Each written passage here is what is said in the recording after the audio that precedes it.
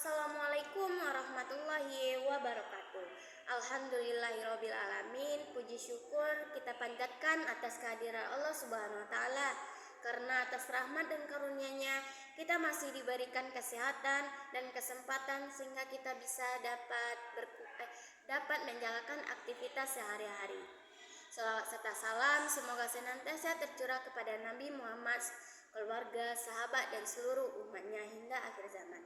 Pada kesempatan kali ini, saya akan membahas mengenai persoalan ibadah dan muamalah duniawiyah dalam menata kehidupan sosial, yaitu tentang zikir setelah sholat sebagai persoalan ibadah dan transaksi yang mengandung unsur penipuan dan ketidakpastian atau gharar sebagai persoalan muamalah. Dan ada juga beserta solusi penyelesaiannya. Yang pertama, saya akan membahas tentang zikir setelah sholat. Zikir merupakan amalan yang sangat dianjurkan oleh Rasulullah SAW setelah selesai melaksanakan sholat wajib. Dengan berzikir, seorang muslim akan semakin mengingat Allah, menenangkan hati, dan memperkuat keimanannya.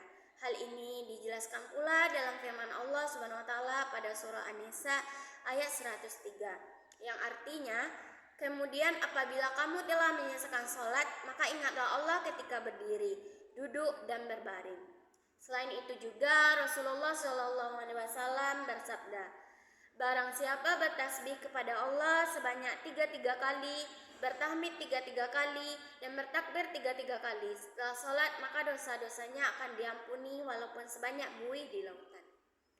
Namun, dalam kehidupan masyarakat masih terdapat beberapa persoalan mengenai zikir setelah sholat. Salah satunya adalah perbedaan cara pelaksanaan zikir. Ada yang berzikir secara berjamaah, dipimpin imam dengan suara keras, dan ada juga yang memilih berzikir sendiri secara pelan. Perbedaan ini terkadang menimbulkan perdebatan bahkan saling menyalahkan. Selain itu, masih banyak orang yang hanya membaca zikir sebagai rutinitas tanpa memahami makna bacaan tersebut, sehingga manfaat zikir belum benar-benar dirasakan dalam kehidupan sehari-hari. Solusi dari persoalan ini adalah kita harus memahami bahwa zikir merupakan amalan yang sangat dianjurkan dalam Islam dan perbedaan tata cara pelaksanaannya merupakan bagian dari perbedaan pendapat para ulama yang harus dihormati. Yang paling penting bukan hanya banyak bacaan-bacaan zikir, tetapi bagaimana zikir tersebut mampu membuat kita lebih dekat kepada Allah, memperbaiki akhlak serta menjauhkan diri dari perbuatan yang dilarang. Selanjutnya, saya akan membahas persoalan yang kedua, yaitu tentang muamalah, yaitu transaksi yang mengandung unsur penipuan dan ketidakpastian atau gharar. Dalam Islam, setiap transaksi harus dilakukan dengan jujur, jelas, dan tidak merugikan salah satu pihak.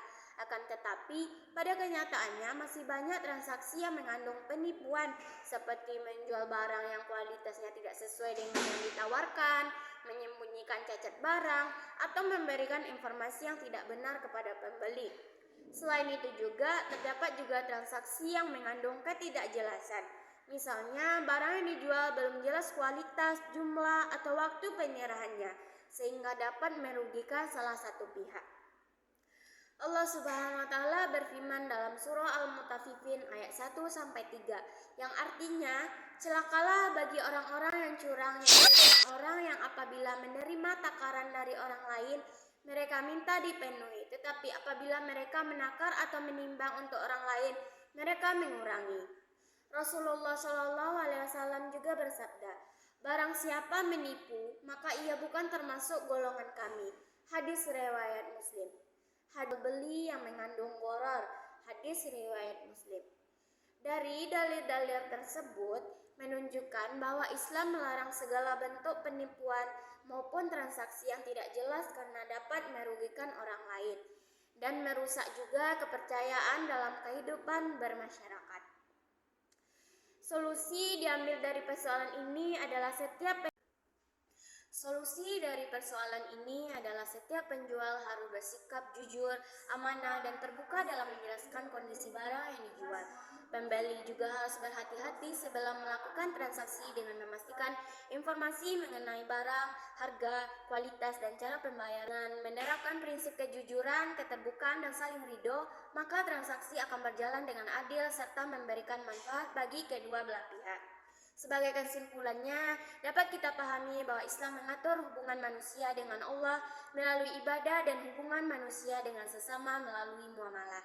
Dalam ibadah, zikir setelah sholat merupakan amalan yang sangat dianjurkan untuk mendekatkan diri kepada Allah, sehingga perbedaan cara pelaksanaan tidak seharusnya menjadi penyebab perpecahan. Sedangkan dalam muamalah, transaksi yang mengandung unsur penipuan dan ketidakpastian dilarang karena dapat merugikan orang lain.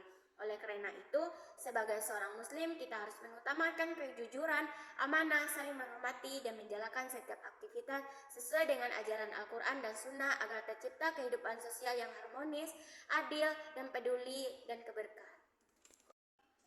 Sedangkan dalam muamalah, transaksi yang mengandung unsur penipuan dan ketidakpastian dilarang karena dapat merugikan orang lain. Oleh karena itu, sebagai seorang muslim, kita harus mengutamakan kejujuran, amanah, saling menghormati, dan menjalankan setiap aktivitas sesuai dengan ajaran Al-Quran dan Sunnah agar tercipta kehidupan sosial yang harmonis, adil, dan penuh keberkahan. Sekian yang dapat saya sampaikan. Saya Nastalah Hadini Putri, pamit undur diri. Wassalamualaikum warahmatullahi wabarakatuh.